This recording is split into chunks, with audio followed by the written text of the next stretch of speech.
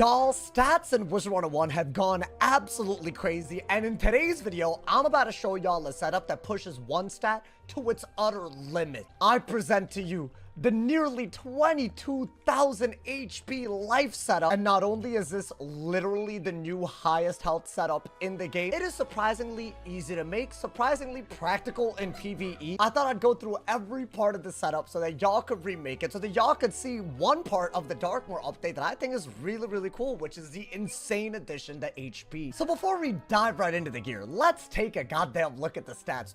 Y'all know that I'm not capping. This is actually something, if you just want to go into PvE, not die, this is actually a pretty cool way to do it. We have a whopping nearly 22,000 health. We have nearly 200 damage with this setup. 63 resist, so with all that HP, you also have a ton of resist to back it up. You can't fizzle with the setup. You got all kinds of crit, block, a little less pierce than I would normally like. Maybe that's the trade-off. But you can't fail pip, and you even have really good arch mastery and pip conserve to boot. So how do you make this setup, right? In order to make this, you just gotta get busy with the Darkmoor update, because all of the new highest HP gear is straight from Darkmoor. Now, I happen to get lucky by actually farming bosses and getting a lot of the Sanguine set, which is basically the life Darkmoor set. But let's say that you want to craft this stuff, right? In order to craft most of this, you actually need to get the badges for doing these. What I just recommend is doing all of the badges. So you want to do Greyman's Golem, Sister Sanderson, and the final boss Balor, and basically you'll get access to all of this. But I'm running the Sanguine Abomination Crown. This gives 1,400 health, which I honestly think is crazy for literally the main set in Darkmoor.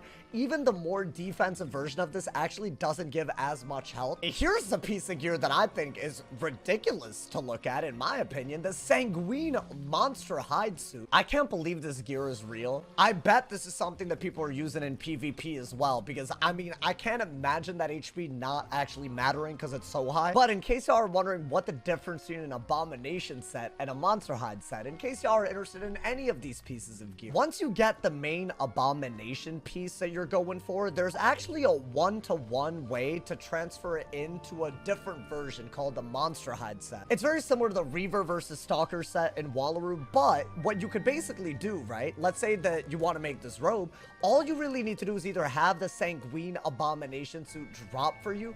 This specifically drops from the Greyman Golem, and then you could literally, without any extra steps, just make it into a Sanguine Monster Hide suit.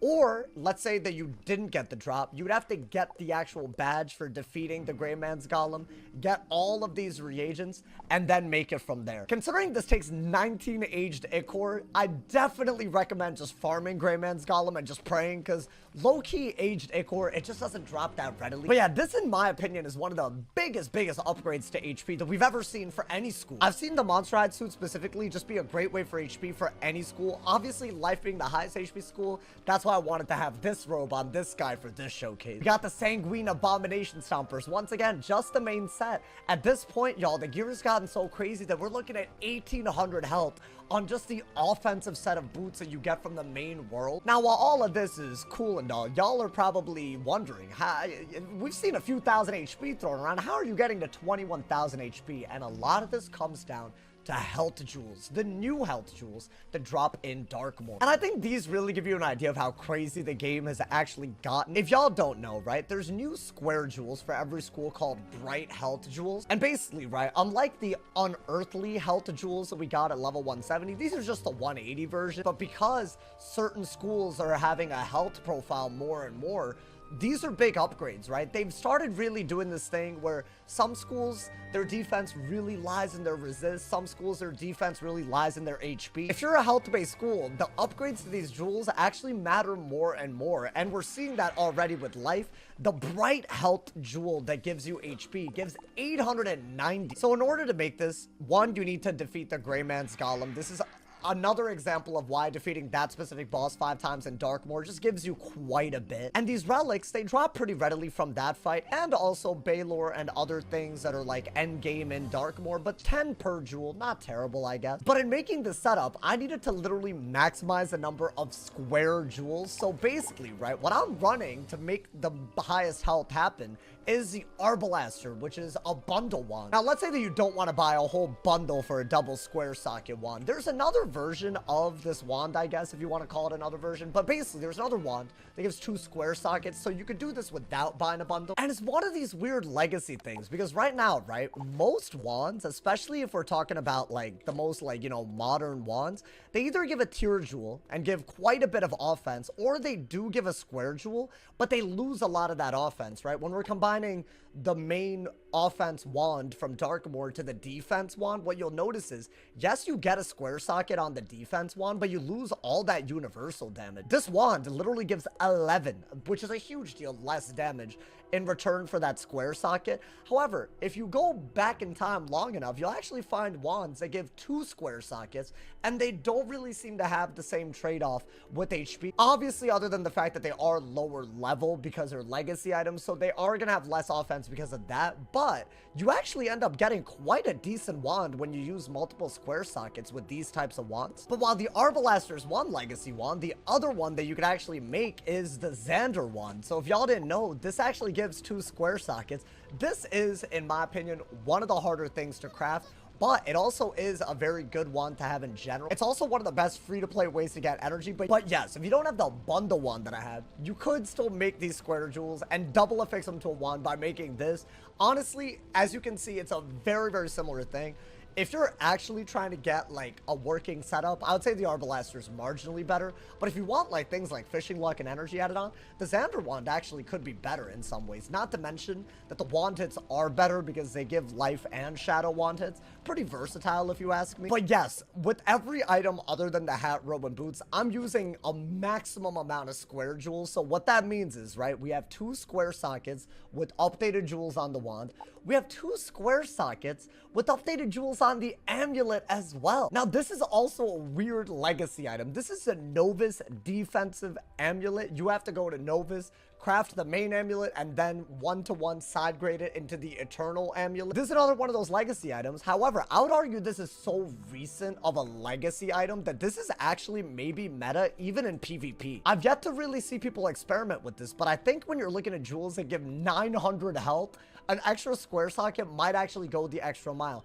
Obviously, there's a big trade-off here. Most amulets now, they give circle jewels, they give triangle jewels. You'll have to find a way to get that offense back, but it could be a strategy in itself. The rest of the gear doesn't have 2 square sockets, but it is all new gear, meaning it's the maximum health on the Athame, and then we're also affixing a jewel. We have the maximum health on the ring right now. 807 is a maximum HP. Also, the new Darkmoor ring with the new jewel added on. Finally, we also have a square socket deck that gives as much HP as possible. That is right. If you want a square socket deck that also gives HP, the Monster Hide deck, meaning, right, not the Abomination deck, but the one that you side grade to the defensive set, that one's also the highest health setup that we have right now. When I was making this setup, I was like, is this dead ass broken? Because I feel like a lot of people are gonna be wondering, is this literally too far? Is this not just a setup where you can never die in PvE? And I think at the end of the day, I'm glad that this is probably just not that viable in PvP. If y'all don't know, there's actually stat caps this update for level 180, and the health cap is way below this. So this is really, for all intents and purposes, only really for PvE. But as far as PvE setups go, I really like this. I don't really like the way that life has become, it's only good if you're on a team type of thing. With this setup, you're still hitting really, really hard. All you really need, I don't have enchants on this guy, so don't judge me, but all you really need is like a pretty small deck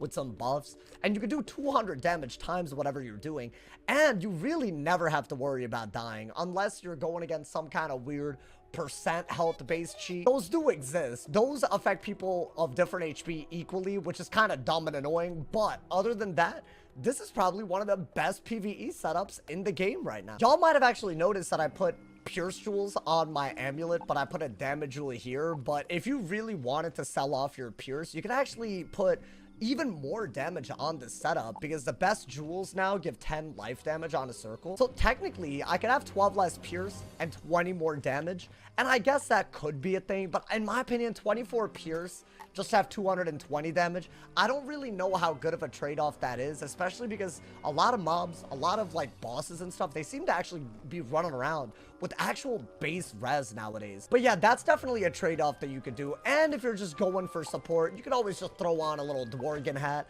and you can be running around with 21,000 health, and you can mass feint for people, which I think that's absolutely ridiculous. Just go in first, be a damn meat shield. You don't even have to heal with this much HP, and you can mass feint. Like, there's a lot of things you can do with this setup, especially in PvE.